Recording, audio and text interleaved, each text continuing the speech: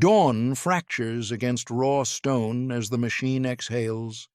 Steam condenses in the cold air, a white bloom rising from valves the size of doors.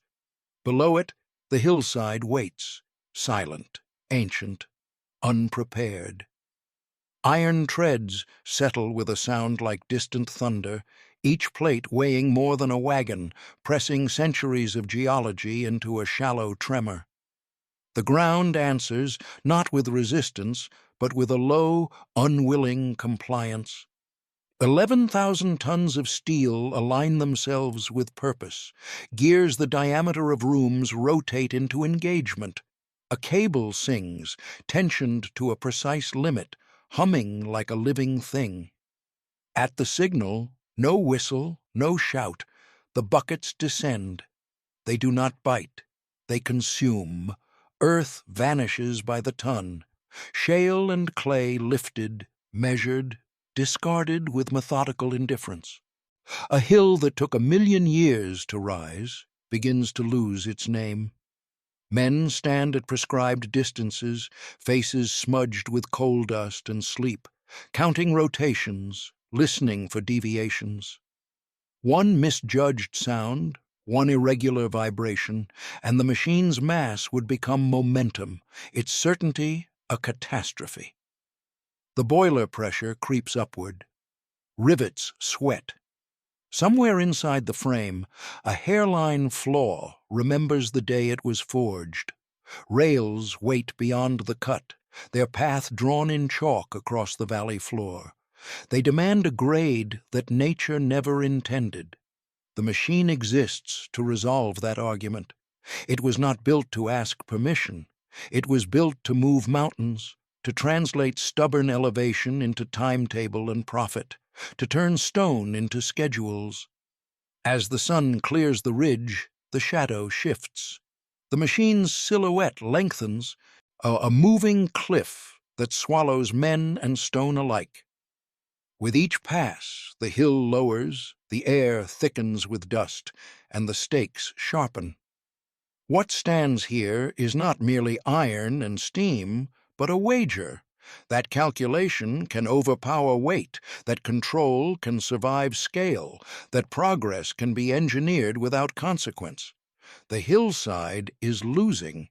The question is how much else will be taken with it. The machine was conceived to answer a contradiction that industry refused to acknowledge.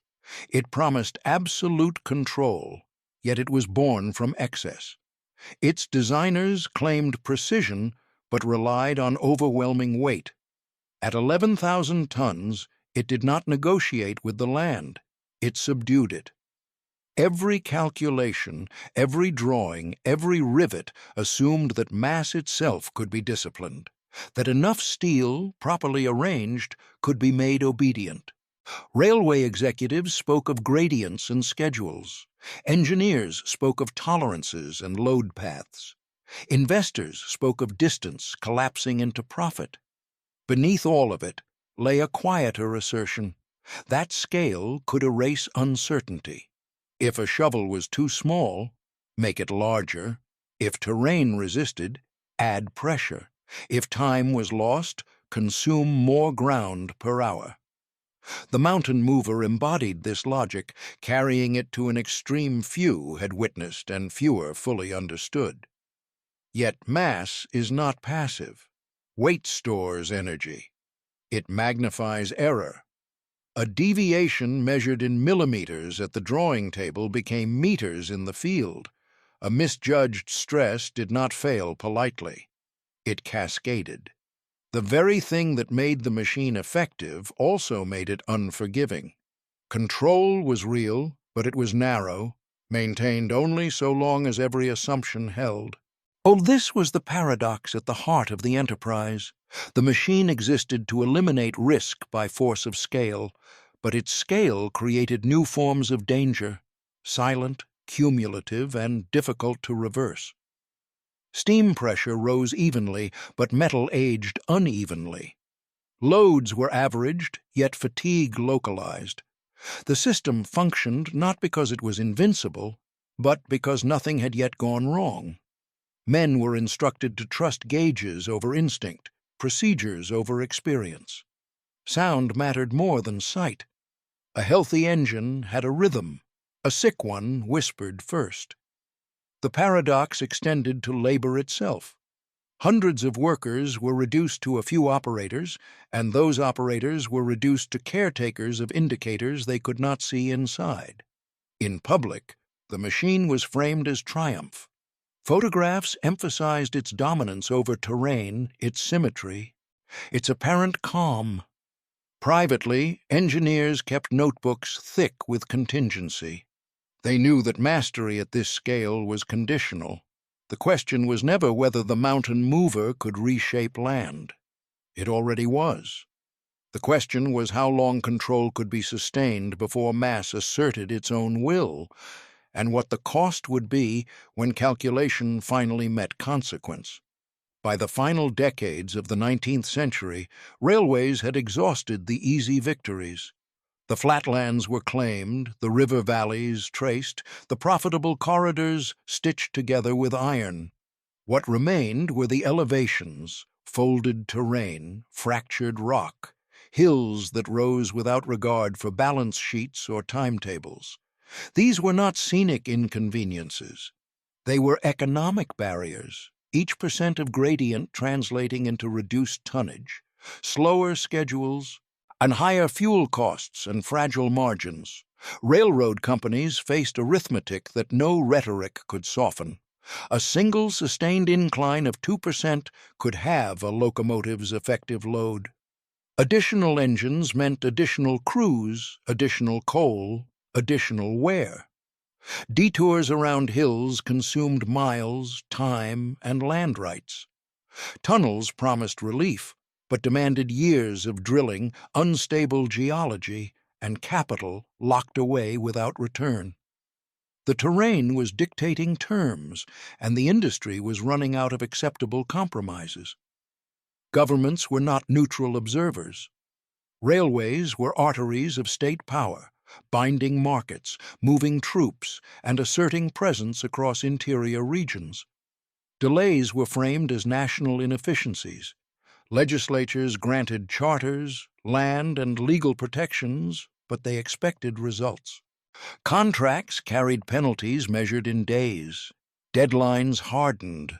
Terrain that resisted progress became an adversary not only of commerce, but of policy. Surveyors returned from the field with maps dense with red ink. Cut here, fill there, reduce this hill by 30 feet, lower that ridge by half its height. Each notation carried a cost, and together they formed a demand that conventional equipment could no longer meet. Horse-drawn scrapers were too slow. Steam shovels, though impressive, lacked the reach and continuity required. What was needed was not incremental improvement, but a redefinition of scale. Industrial firms began to compete on audacity. Bids promised cubic yards per day that bordered on implausible. Specifications grew heavier.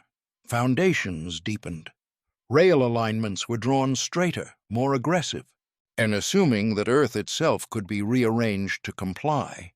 The crisis was not a single failed project, but a convergence of pressures, economic, political, and technological, that made restraint appear obsolete. Within engineering circles, debate narrowed. The question shifted from whether land should be reshaped to how completely and how fast. Calculations favored concentration. Fewer machines, vastly larger, operating continuously. Centralized power, centralized control. The logic mirrored the factories of the same era, where scale had delivered dominance. If production could be multiplied indoors, why not excavation outdoors? Terrain, however, was not a standardized input. Hills varied in composition, moisture, and structure. Clay flowed, shale fractured, rock resisted, then failed suddenly.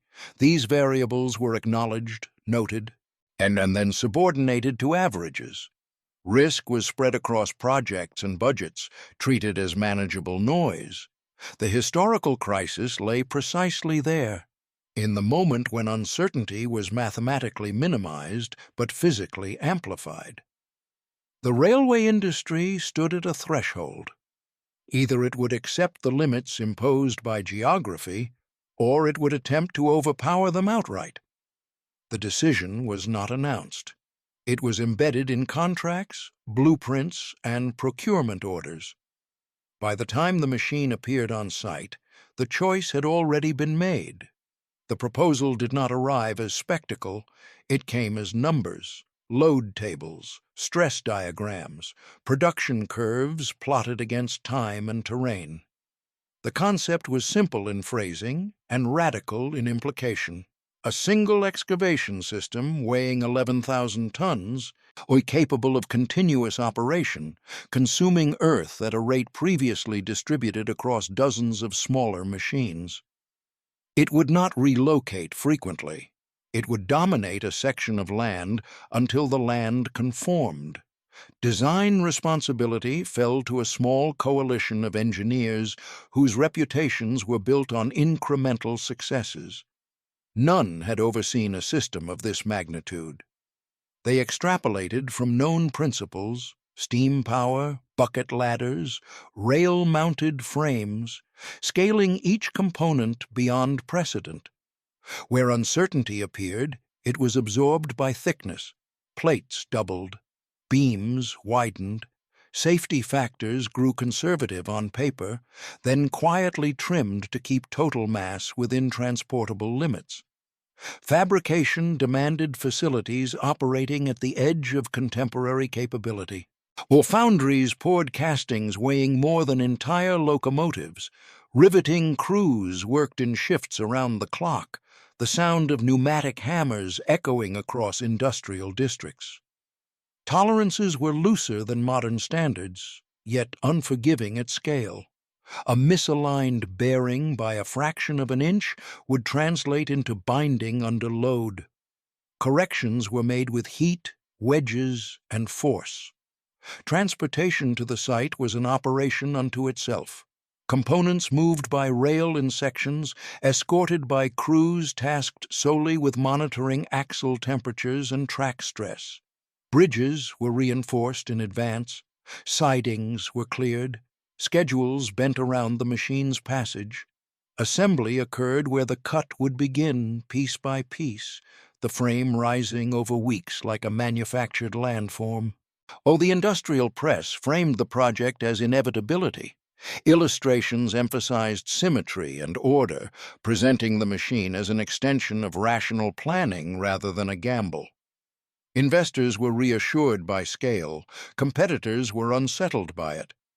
The system promised not only efficiency, but exclusivity.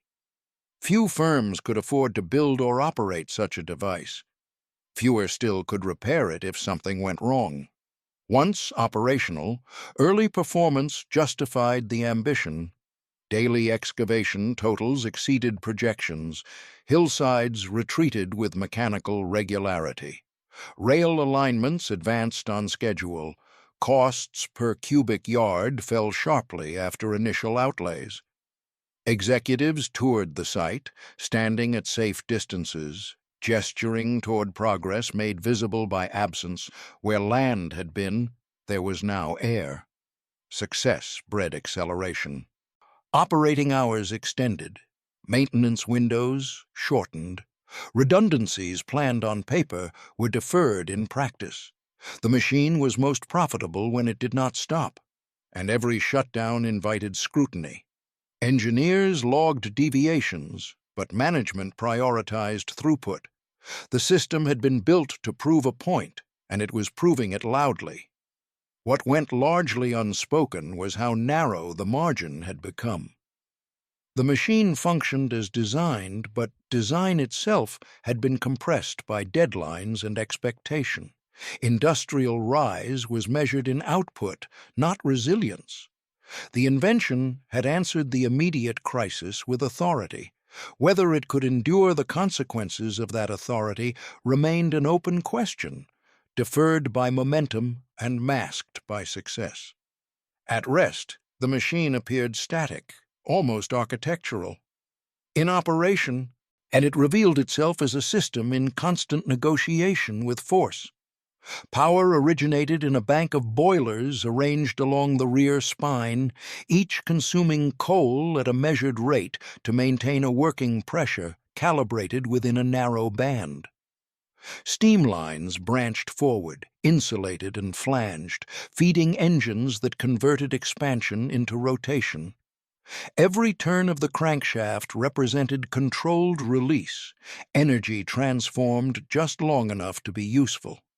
The primary structure rested on a lattice frame assembled from riveted steel members, triangulated to distribute load across multiple paths.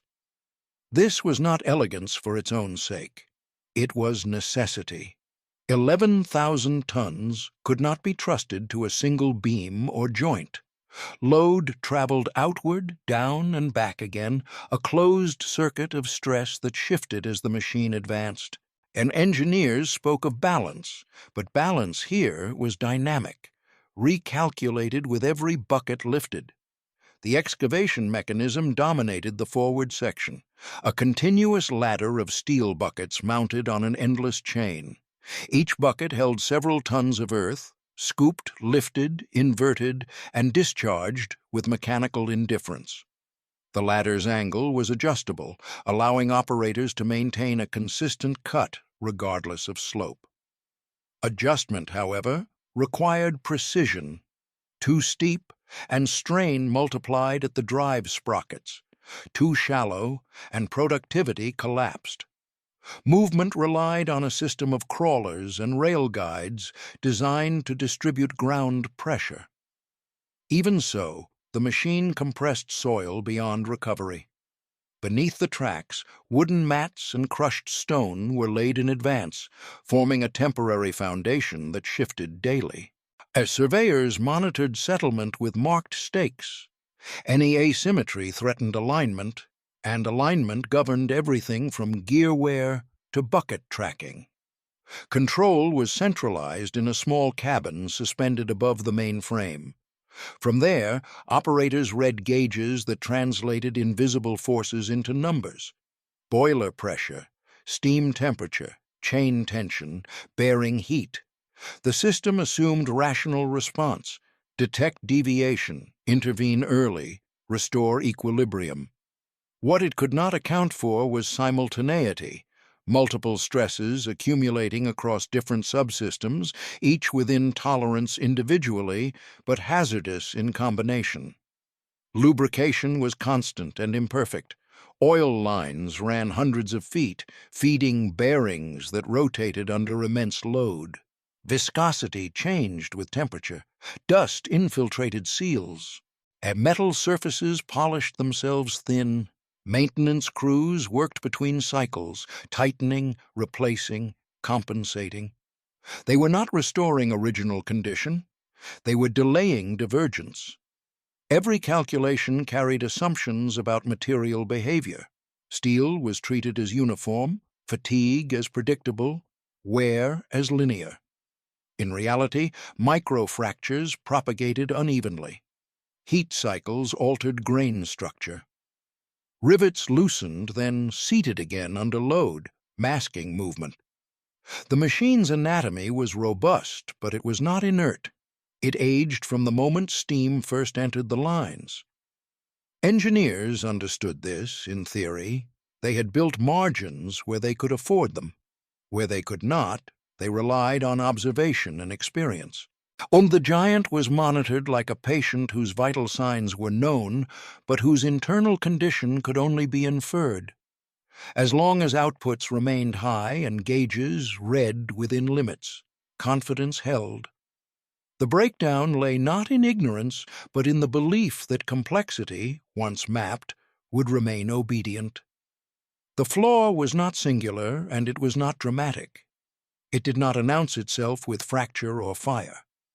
It existed as a convergence, small tolerances tightening at the same time, across systems designed to be evaluated separately. In isolation, Each deviation remained acceptable. Together, they formed a condition no table had predicted. At the center was fatigue, unevenly distributed and poorly understood at scale. The ladder chain bore cyclic loads that varied with soil composition. Clay increased drag. Shale caused shock. Rock induced vibration. These forces traveled backward through sprockets and shafts, concentrating stress at transition points where geometry changed abruptly.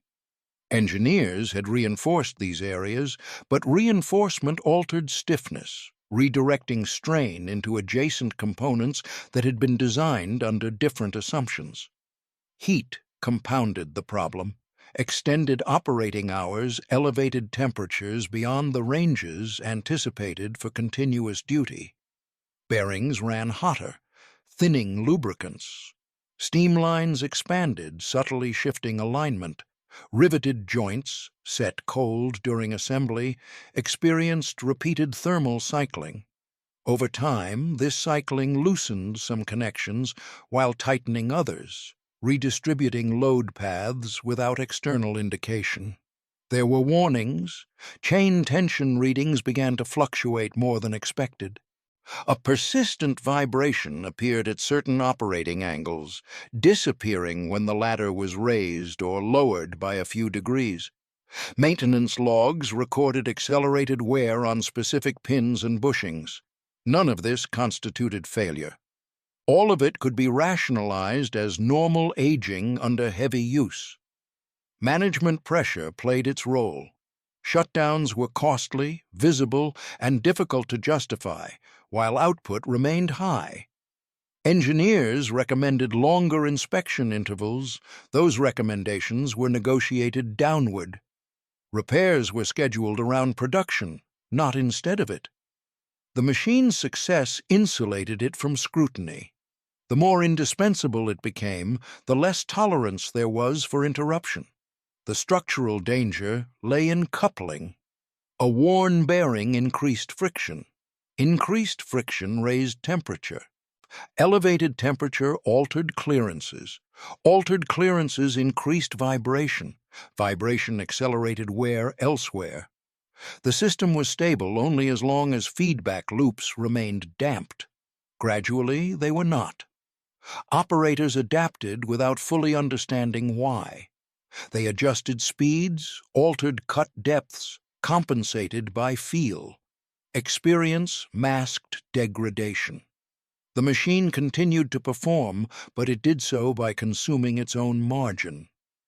What had been designed as redundancy became reserve, then necessity. The most dangerous aspect was invisibility. There was no single gauge for cumulative stress, no indicator for fatigue, life consumed. The machine spoke in whispers, slight tonal shifts, marginal delays in response, heat that lingered longer after shutdown. Those who listened sensed unease. Those responsible for schedules heard only output. By the time concern crystallized into consensus, the system had crossed an internal threshold. Failure was no longer a question of misuse or error. It was embedded in the operating condition itself. The hidden flaw was not a defect in steel, but a misjudgment of endurance, the belief that scale, once achieved, could be sustained indefinitely without exacting a corresponding cost. The men assigned to the machine lived by its rhythm. Shifts were structured around pressure cycles and output targets rather than clocks. Dawn and dusk mattered less than steam readiness. A 12-hour rotation was nominal. Stoppages extended it, breakdowns erased it entirely. Sleep was taken in fragments, often in bunkhouses close enough that the machine's low-frequency vibration carried through walls and into bone. Each roll was narrow by necessity. One man watched boiler gauges and adjusted feed rates. Another monitored chain tension and bucket flow. A third walked the length of the frame during pauses, listening with a practiced ear for changes in sound that no instrument could register. Skill was cumulative and informal, passed through demonstration rather than documentation. A new worker learned quickly or did not last. Risk was omnipresent, but normalized. Burns from steam leaks were common and treated as routine. Coal dust coated lungs and skin. Falls occurred on platforms slick with oil and moisture. The machine's size created distance between cause and effect. A mistake made at one end could injure someone far away. Accountability was diffuse, absorbed into the system. Wages were higher than average, justified by danger and specialization. That premium carried expectation. An absence drew attention. Complaints were noted, then weighed against production demands. The machine did not pause for illness or fatigue. Men adapted their bodies to its schedule, not the reverse. Camaraderie formed in shared vigilance. Operators trusted one another implicitly, knowing that attentiveness was collective. A missed signal endangered all. Conversation during work was minimal, replaced by hand signs and glances. During breaks, talk returned to families, weather, and rumors of expansion. The machine dominated even these exchanges, an unspoken presence shaping prospects and fears. What eroded morale was uncertainty. Minor anomalies were discussed in low voices. A vibration felt underfoot, a bearing that ran hotter than before. Each observation carried weight, but none commanded authority. Or reporting concerns risked being labeled obstructive. Silence preserved employment. The workers existed inside the paradox more intimately than anyone. They relied on the machine for livelihood while bearing the immediate cost of its shortcomings. Their labor translated abstract risk into physical exposure. When tension rose, it did so quietly, accumulating in habits and hesitations rather than open dissent. The machine reshaped the landscape, but it also reshaped those who worked it. Bodies adjusted, senses sharpened, and thresholds shifted. Danger became background. By the time confrontation loomed, many had already internalized conditions that would once have been unacceptable.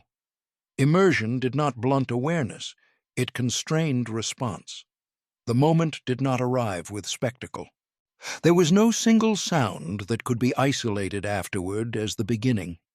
It unfolded as a sequence of small departures from expectation, each subtle enough to be dismissed, together impossible to ignore.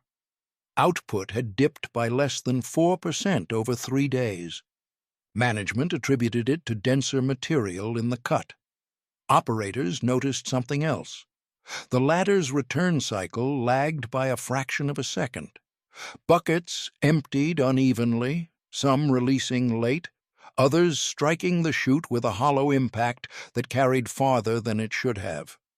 Chain tension readings oscillated more widely, then settled, then oscillated again. During a mid-shift inspection, a maintenance worker felt heat radiating through a guard plate that should have remained warm, not hot. The reading was logged. The machine did not stop. Pressure continued to build, literal and otherwise. Coal consumption rose as operators compensated for drag. Steam demand climbed. Boilers were pushed closer to their upper limits for longer durations. The frame responded with movement that could be felt underfoot, a slow flex that registered more in the body than the eye. The confrontation came when compensation failed. As the ladder descended into a denser seam, resistance spiked abruptly. The drive engines absorbed the load for a fraction of a second longer than design allowed. A bearing that had already lost lubrication clearance seized just enough to interrupt rotation. The interruption transferred force backward through the system, bypassing intended load paths and concentrating stress where fatigue had been accumulating unseen. Sound changed first. A sharp report. A metallic and brief, cut through the ambient roar. Operators froze, hands hovering over controls. Gauges spiked, then dipped. For a moment, the system appeared to recover. It did not. A second report followed, deeper, accompanied by a shudder that traveled the length of the frame. Rivets sheared in sequence, not explosively, but with a tearing cadence that could be counted. The ladder chain jumped a tooth on the sprocket, throwing alignment off by inches. Buckets collided with the chute wall, deforming steel already thinned by wear. Emergency shutdown was initiated. Steam valves closed, feed water cut back. Momentum carried motion forward longer than expected. 11,000 tons resisted deceleration. When movement finally ceased, the silence was incomplete. Metal continued to tick and contract, heat dissipating unevenly. And no one was killed. Several were injured during the scramble to clear platforms as the machine lurched. Burns, fractures, concussions. The absence of fatalities was later cited as evidence of effective protocols. Those present understood it as luck. Inspection revealed the truth that data had obscured. The seized bearing had scored its housing beyond repair. Adjacent shafts were bent, subtly but permanently. Cracks radiated from rivet holes in load-bearing members. The machine had not suffered a single failure. It had reached a condition from which safe operation could not be restored without extensive disassembly. Work stopped. For the first time since assembly, the machine stood inert, dominating the cut without advancing it. The confrontation was complete, not between men and management, but between assumption and reality. Scale had been pushed to its limit, and the system had answered in kind. The shutdown rippled outward with a speed that surprised even those who had anticipated disruption. Rail schedules were revised within hours. Freight allocations shifted to secondary lines already operating near capacity. Penalties embedded in contracts activated automatically, converting mechanical failure into financial liability measured by the day. What had been a localized incident became a network problem. Executives convened inquiries framed as technical reviews, but driven by exposure.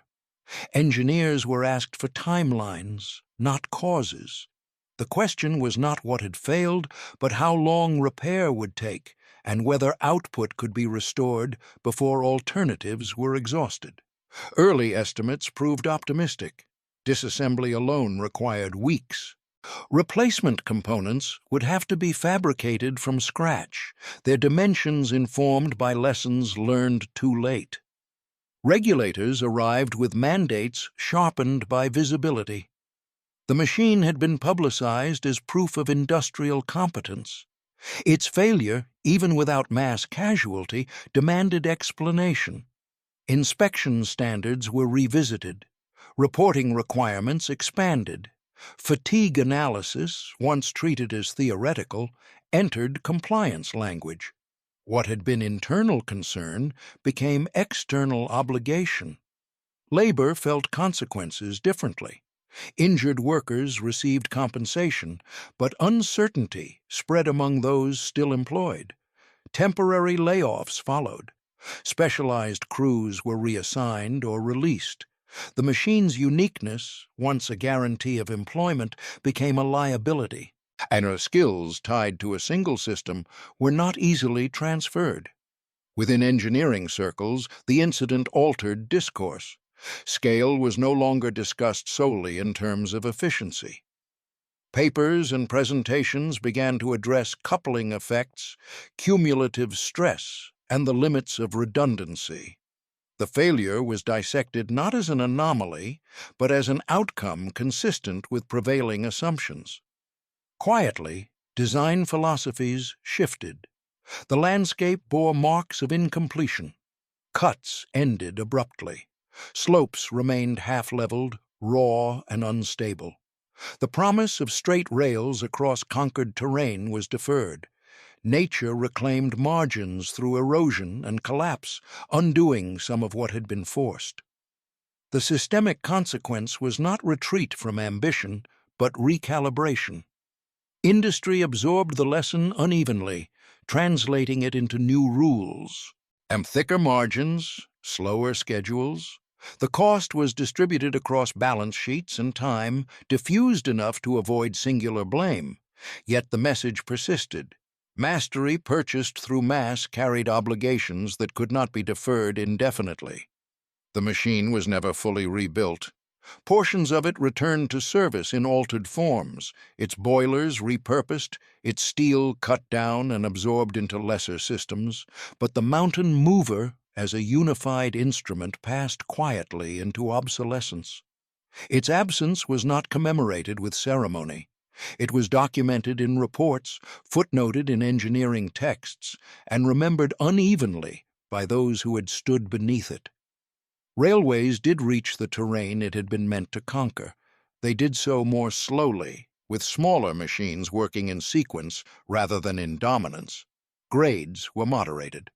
Curves returned. The land was still reshaped, but with greater concession to variability. Progress continued, though stripped of the illusion that force alone could guarantee permanence. In technical legacy, the machine exerted influence disproportionate to its operational lifespan. Fatigue analysis matured from abstract theory into applied necessity. Inspection regimes expanded beyond visible failure to probabilistic assessment. Engineers learned to treat scale not as a solution, but as a multiplier of both capability and risk. Where earlier designs had trusted mass to absorb error, later ones sought to dissipate it. For labor, the legacy was more intimate. Those who had worked the machine carried its lessons into future sites, adjusting habits, listening more closely, insisting on pauses that once felt negotiable. And the memory of near failure recalibrated instinct, safety, though still imperfect, gained weight not as policy but as experience. The landscape retained traces. The half-leveled hills settled into a new equilibrium, scarred but stable.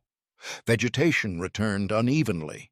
Rail lines eventually crossed nearby, not as straight as planned, but functional.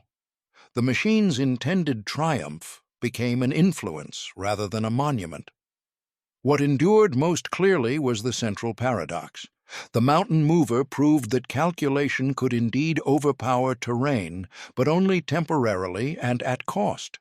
It demonstrated that control at scale is conditional, maintained through vigilance rather than certainty.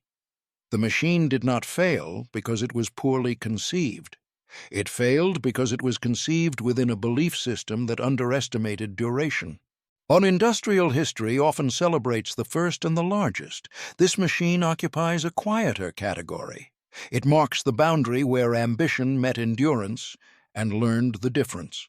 Its legacy is not the earth it moved, but the restraint it imposed afterward. In the end, the hills remained. Railways passed, steel advanced, then receded. What changed was understanding. Progress continued, but with a memory embedded in design, a recognition that even 11,000 tons, precisely arranged, must eventually answer to time.